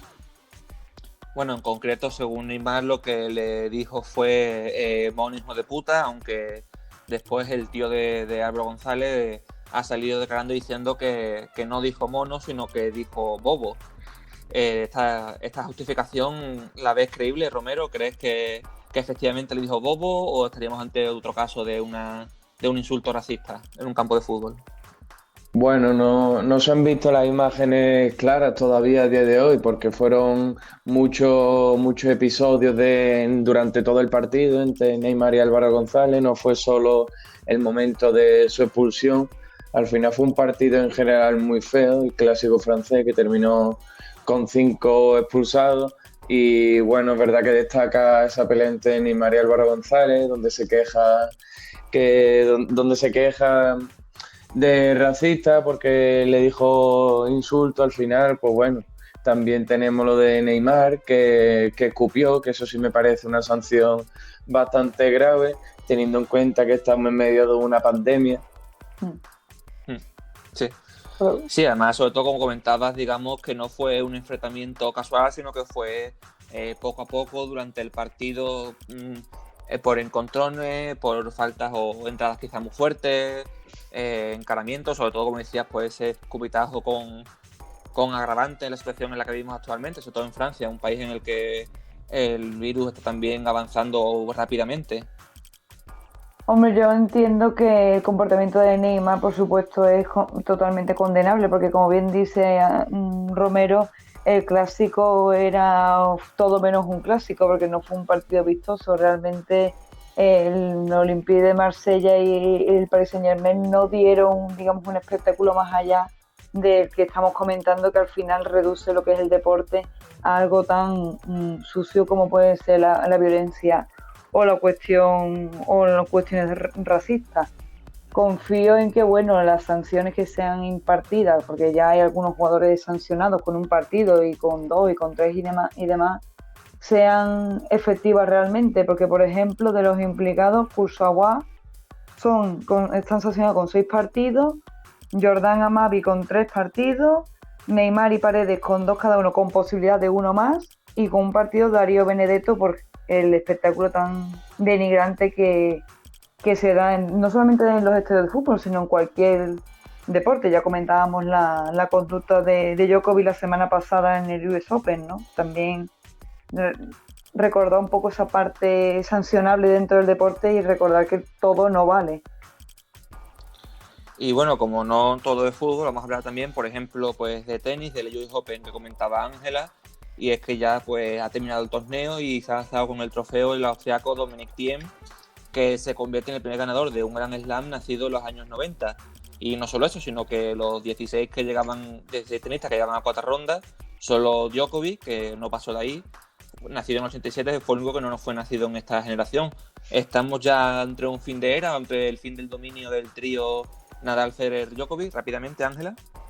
Hombre, la verdad que hay un artículo muy interesante, lo ha publicado el AS, concretamente Juan Gutiérrez, en el que dice, veamos el titular, el título con lo que comienza es: hay tenis fuera del Big Three, que se conoce como Roger Federer, Rafa Nadal y Novak Djokovic. Yo creo que esto es bastante novedoso y es bueno para el deporte, porque así esas nuevas generaciones que ya van llegando tienen la esperanza de derrocar a todo, digamos, a este Big Three, ¿no? A este podium insondable. Es una buena noticia y aparte se va viendo cómo el tenis sigue evolucionando y no solamente el fútbol, ¿no? Que parece que todo el deporte se concentra en el balompié, pero el tenis, las motos, los coches se van revolucionando con estas nuevas generaciones que van surgiendo.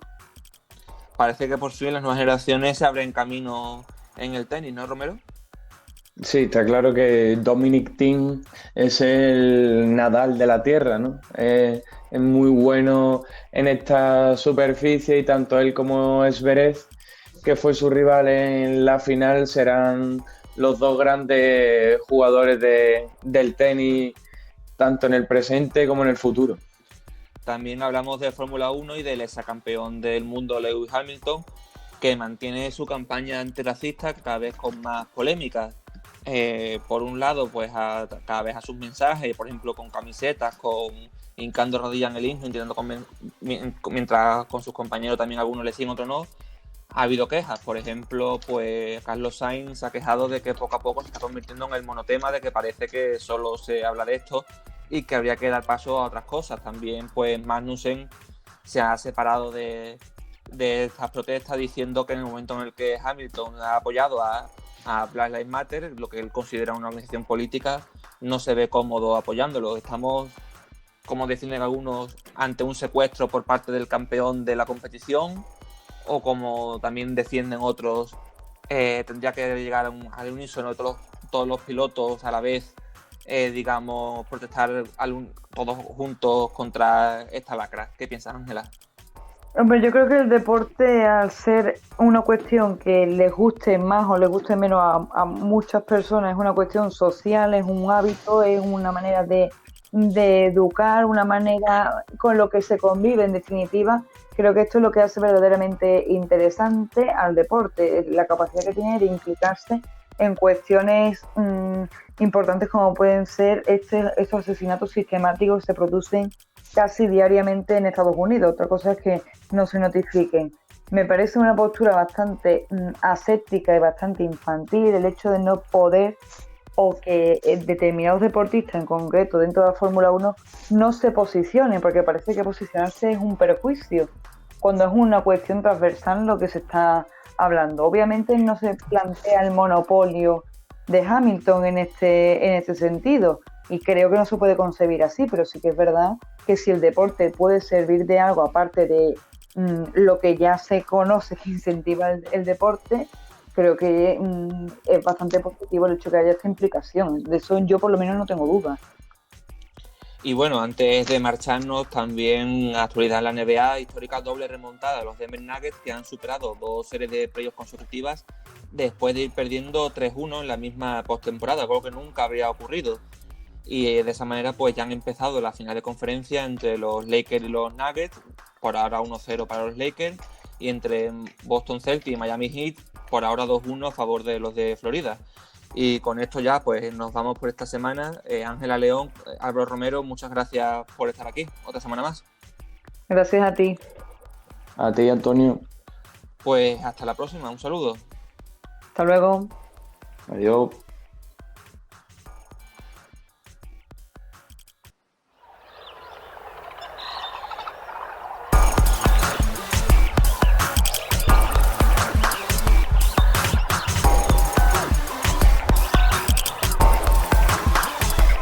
Otra semana más tenemos con nosotros a nuestro compañero Carlos Javier Puerto para hablar de cultura. ¿Qué tal, Carlos? Muy buenas a todos, ¿cómo estáis? Bueno, ¿qué nos traes hoy? Bien, pues hoy traemos la continuación del libro que se titula El crimen de Paladú, con el mismo autor. Y bueno, vamos a ver qué ha pasado hoy en la historia. A ver. En el año 451, donde vamos a empezar, y vamos a terminar prácticamente la actualidad con el 2011. En el año 451, ¿vale?, empiezan las batallas en los campos catalúnicos, donde Flavio Aecio dirige las tropas romanas y visigodas en su victoria contra los ejércitos hunos y aliados de Atila. Atila, que recordemos que por donde pasaba no crecía la hierba, o eso dicen. Exactamente. Luego, en 1058, Agnès de Poitou y Andrés I de Hungría se reúnen para negociar sobre la frontera de la zona actual de Burgenland. En el 1187, Saladino comienza lo que sería el sitio de Jerusalén, que luego hicieron una película que se llama El Reino de los Cielos. No sé si la has visto tú. Sí, la conozco.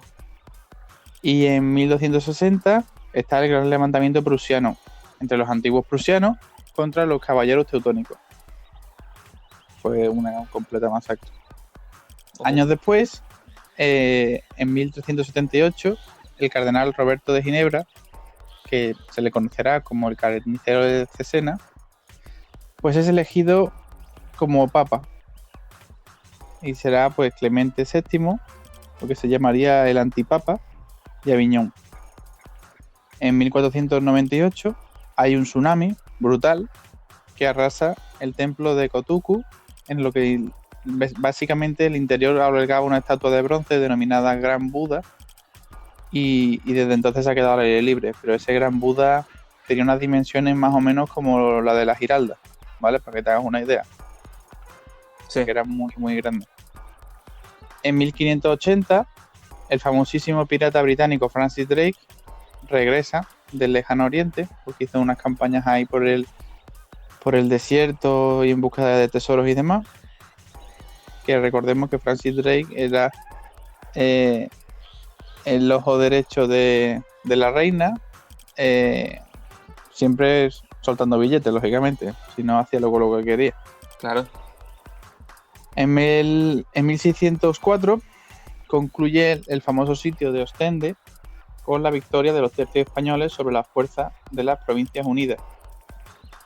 Años después, concretamente 90 años después, se firma el Tratado de Ryswick, donde tenemos como partícipes a Inglaterra, a España y al Sacro Imperio Romano Germánico, Provincias Unidas, Francia, que van a poner fin a la Guerra de la Gran Alianza, o lo que se conoce como la Guerra de los 9 años. También está en 1792 la victoria de Francia frente a los ejércitos prusianos, la batalla de Valmy. Ujú. Y en 1848 va a crearse la Asociación Estadounidense del Avance de la Ciencia.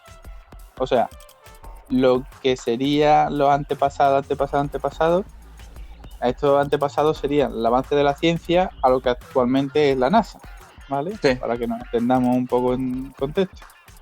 Todo tiene un comienzo. Luego, en 1857, está la rebelión india, que va a intentar terminar con esa reconquista de Nueva Delhi por las tropas leales al East India Company, que recordemos que antes la India era un protectorado inglés, hasta que pues se rebelaron. Luego, en 1870, va a caer el Imperio Papal en manos de la Fuerza de Unificación Italiana, dirigida por Víctor Manuel II, Cavour y Giuseppe Garibaldi. Ujú. También vamos a destacar, muy muy importante, que en 1920, ya avanzando en el tiempo, el teniente coronel de infantería José Millán Astray y Terrero funda la Legión Española, o lo que sería el Tercio de Extranjeros, porque prácticamente todos los soldados que iban a la Legión antiguamente eran gente de fuera o presos y demás, que luego ha ido avanzando y ahora pues sí respetan un poco, pero antiguamente era más un castigo que un derecho.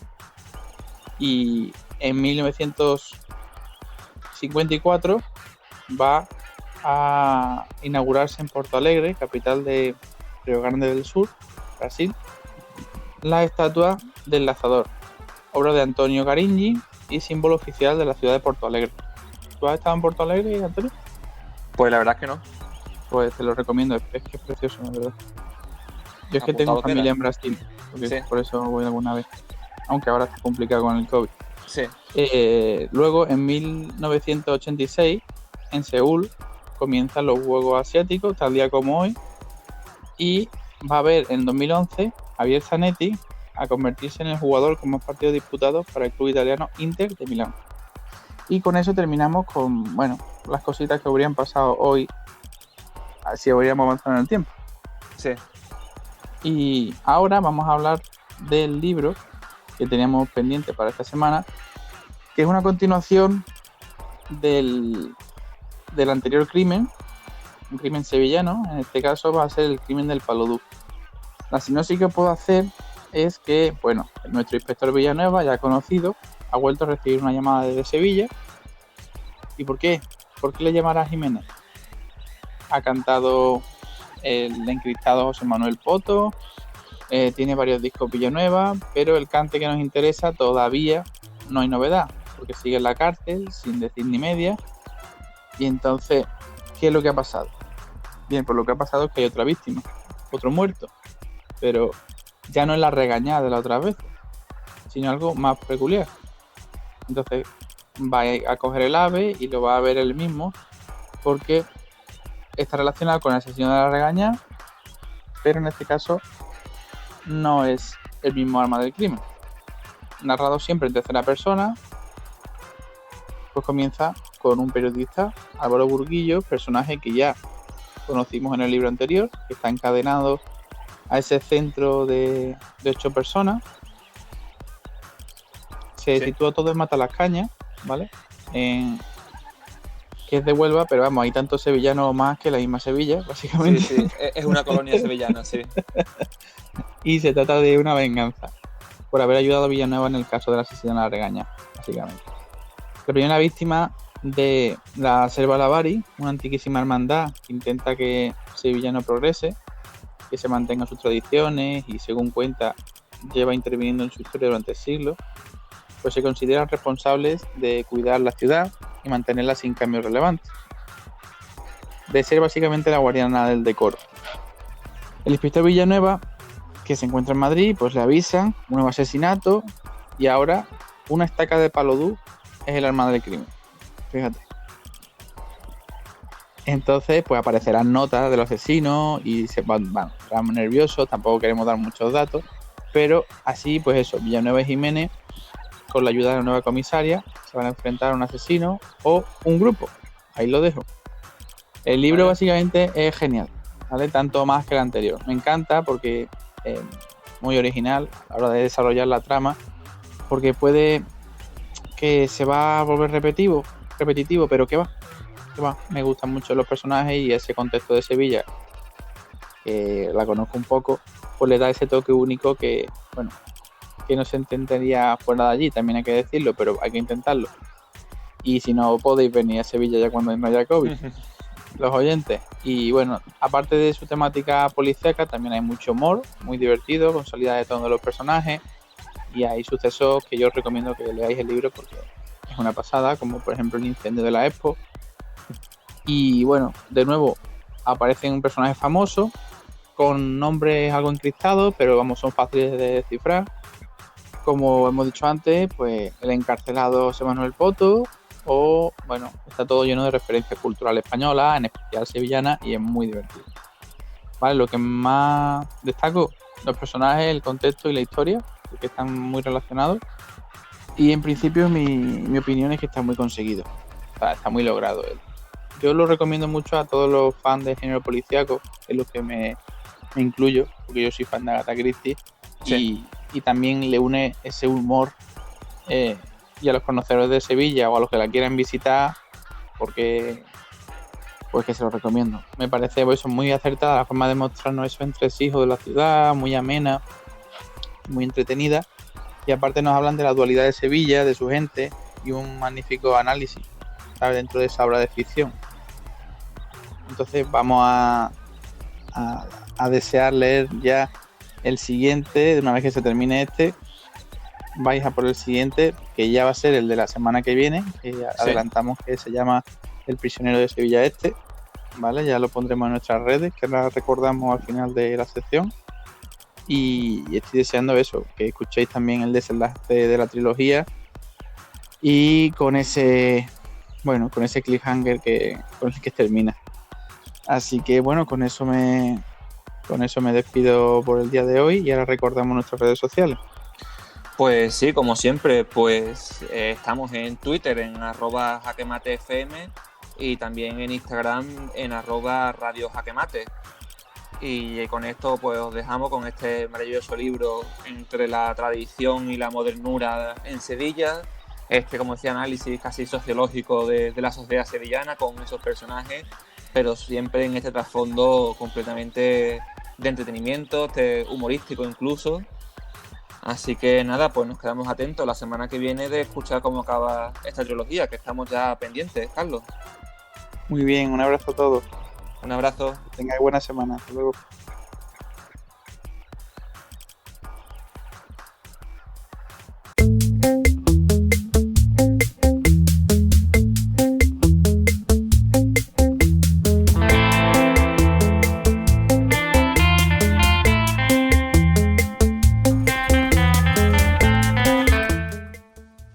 Saludamos otra semana más en nuestra sección de Fresas con Nata a nuestra compañera Carlota Rodríguez. ¿Qué tal, Carlota? Hola, buenas tardes. Pues nada, encantada de estar aquí otra vez y hoy he decidido que voy a hablar sobre un libro, el primer libro de la trilogía de Noemi Casquet. No sé si sabes quién es. Pues la verdad es que no. Bueno, pues para aquellos que no sepan quién es, Noemi Casquet, conocida por redes sociales como Mamá Casquet, es una periodista que está especializada en sexualidad y que a mí pues me ha gustado siempre mucho y la he utilizado como referencia, digamos, para estos podcasts, ¿no? Bueno, pues hace poco publicó el primer libro de su trilogía que se llama Zorras. Sí. Y ahora acaba de sacar el segundo libro que es Malas. El tercero es Libres, que todavía está por publicar. Y bueno, y como acaban de sacar el segundo, vi una buena oportunidad hablar un poco sobre el primero.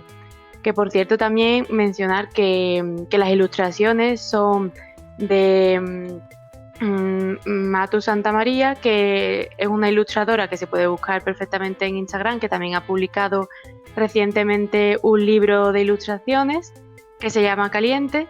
Y a mí personalmente me encantan todas sus ilustraciones, así que animo a cualquier persona a que lo bichee un poco por Instagram o incluso que se anime a comprar su libro. O sea, no estoy haciendo publicidad porque me hayan dado nada, ¿vale? Que parece que voy a sacar algún beneficio de esto, pero no, es que realmente me gusta muchísimo y yo pues siempre se lo recomiendo a todo el mundo. No, pero es verdad que por lo que estoy viendo aquí, las ilustraciones son bastante interesantes y además estoy viendo que no ha perdido el tiempo porque la primera parte que comentabas pues la publicó este verano, a principios de julio, y en la segunda parte pues hace un par de semanas en septiembre, con lo cual una trilogía que es bastante rápida, ¿no? Sí, es que yo creo que ya lo ha estado escribiendo ya y los está sacando al mismo tiempo. Sí. Que no es que haya terminado uno y haya empezado con otro del tirón. Sí. Pero bueno, y nada y eso, y por ejemplo, ya para cerrar paréntesis con el tema de las ilustraciones, pues quien lo bichee y tal, y quien lo conozca, pues sabrá que son así como dibujos a veces bastante explícitos sexualmente hablando, pero que yo creo que ese tipo de dibujos también son necesarios porque los tenemos eso demasiado quizás sexualizado, pero a un nivel más superficial cuando hay muchas personas que pueden considerarlo arte. Uh-huh. Así que bueno, me pongo a hablar un poco sobre la trilogía. Esta trilogía es es categorizada como erótica. Yo siempre pienso que leer una novela erótica puede llegar a ser incluso mejor que la pornografía por vídeo, que yo reconozco que obviamente es más fácil buscar un vídeo que buscar un libro, pero yo creo que tiene más significado e incluso se acaba disfrutando más los orgasmos y tal con un libro, porque aparte de que estás desarrollando tu propia imaginación, también tiene siempre como un contexto, no es tanto como en los vídeos que es la mayoría, generalizando un poco, claro, de aquí te pillo, aquí te mato. En el libro pues conoces a una serie de personajes, sabes un poco cómo piensan, qué es lo que sienten, qué es de su vida y se van desarrollando situaciones. Entonces yo creo que se llega a disfrutar más que la pornografía, que además por vídeo, que ya se conoce sobre todo por estos últimos movimientos que se han estado viendo en redes, que es muy falso, que es todo actuar y que no es tanto como por ejemplo los libros de Noemi Casquet, que se ve que es real, que es sexo real, que es sexo consentido y no es como... Porque claro, cuando escuchas novela erótica muchas personas ya lo relacionan como por ejemplo con 50 sombras Sí. de Grey. Trilogía que yo no recomiendo para nada, porque básicamente, resumidas cuentas, es bastante tóxico y tienen comportamientos que, por ejemplo, hay mujeres que han dicho después de leer el libro, oh, yo quiero a un Christian Grey y ese tipo de cosas, cuando no, o sea, es que no puede ser más irreal y más tóxico. Entonces, no me voy a meter mucho en este tema porque con nuestra compañera Ángela ya estuvimos grabando durante 1 hora y pico sobre este tipo de trilogía, tanto 50 sombras como la nueva película de Netflix de 365 días. Sí. Y estuvimos allí pues, criticándola. Yo animo a todo el mundo a que lo escuche. Así que bueno, eso, no me voy a enrollar mucho con 50 sombras. Aquí vemos en esta trilogía, vemos a 3 amigas que tienen situaciones bastante reales y todas pues con sus propias personalidades, sus propios miedos, sus propios complejos y sus propias historias. Y lo que hacen al conocerse, digamos que cada una tiene su propia historia personal y cuando se conocen crean como una especie de club en la cual se llama Zorras. Y lo que buscan es como establecer una lista de cosas que nunca han hecho y que les gustaría hacer, con lo referente a fantasías sexuales y tal, pero también hay otras cosas como por ejemplo una de ellas incluye en su lista el ir a un festival, porque nunca ha ido a uno. Entonces, pues vamos viendo, se van desarrollando los personajes y nosotros al mismo tiempo pues vamos, quieras o no, empatizando con alguno de ellos. Porque como ya he dicho, son personas normales y corrientes, que no están idealizados como suelen estar en este tipo de novelas. Y bueno, y también tengo que decir que es verdad que la primera novela no hay tanto de erotismo como a lo mejor puede haber en la segunda y la tercera, que ya nos avisaba Noemí Casquet por Instagram, que iban a ser pues más calentitas, ¿no? Más fuertecitas. Pero sí es verdad que la primera es más como una introducción y aunque hay partes en las que se ve explícitamente que hay sexo, por ejemplo, entre 3 personas, y además también se aprende muchísimas cosas nuevas que no sé, que a lo mejor pues no todo el mundo sabe sobre la sexualidad y del sexo porque como ya sabemos en esta sociedad lo tenemos un poco tabú y a veces pues nos da miedo preguntar y nos ponemos a buscar en internet y en internet ya sabemos que puede salir cualquier cosa. Y bueno, y que me estoy perdiendo un poco. ¿Qué estaba diciendo? Bueno, estamos Bueno, eso, hablando que además también, bueno, la importancia que pueda tener esta, digamos, literatura erótica por parte de mujeres, que tienen una visión que a veces falta, y sobre todo, como decías, que frente a, digamos, esa imagen artificial de la pornografía típica en vídeo, es, digamos, una versión más realista y sobre todo en contra de, digamos, lo establecido, lo normalizado en lo que son las relaciones, la manera en la que vemos la sexualidad, ¿no? Una manera como alternativa de verlo.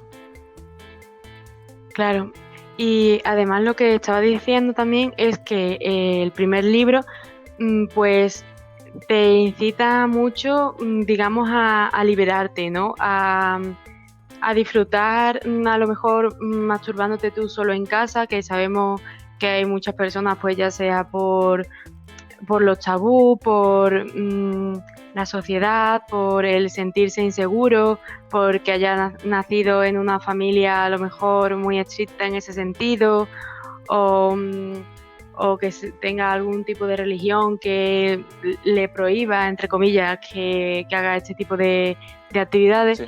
Pues incita mucho pues eso, a soltarte la melena y a disfrutar. Es lo que te cuenta principalmente el primer libro. Y bueno, ya el segundo y el tercero todavía no me los he leído. El segundo cuando que lo consiga adquirir y lo lea, pues tendré aquí una reseña sobre él. Pues estaremos atentos a esa segunda novela. Por ahora nos quedamos pues con esta primera, con Zorras, de Noemí Casquet, una novela sobre sexo y sobre todo liberación y encontrar pues de buscarse a uno mismo, ¿no? Encontrarse a uno mismo a través del sexo. Pues con esto lo dejamos esta semana. Hasta la próxima. Muchísimas gracias por estar aquí. Igualmente. Un saludo. Adiós.